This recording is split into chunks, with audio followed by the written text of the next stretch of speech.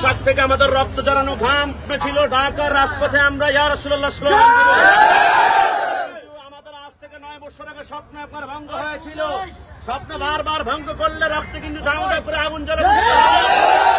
আমরা সিদ্ধান্ত গ্রহণ করেছি, আমরা চাঁদপুর কুমিল্লার যুবকরা আমরা কোন নেতা নেত্রীর কথা আপাতত 26 তারিখ পর্যন্ত মানতে পারছি না। আমাদের সিদ্ধান্ত, আমাদের মনের কথা, আগামী 26 তারিখ কালকের ভিতরে অনুমতি না দিলে 26 তারিখ চট্টগ্রাম নয় ঢাকার প্রত্যেকটা রাজপথের দিকে লং মার্চ সুন্নিরা শুরু করবে। রক্তের শেষ বিন্দু পর্যন্ত আমাদের রক্ত খুলে দেখো, নবী প্রেমের যার্রা পরিমাণ কোনো কমতি নাই। আমরা ফিলিস্তিনি মুসলমানদের পক্ষে কেন দাঁড়াবো? কারণ 12 তারিখ তারা করেছিল। তোমরা আমাদেরকে জায়গা দাও না।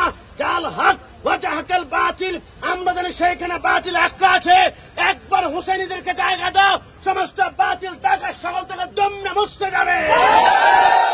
দেশ হচ্ছে ওলি আল্লাহর দেশ, এই দেশ নারী স্লোগানের দেশ। যতক্ষণ পর্যন্ত সুন্নি জনতাকে আগামীকালের ভিতরে শান্ত করে না হবে, লং মার্চ অবতারিত সুন্নিরা করে আদায় করে নেবে।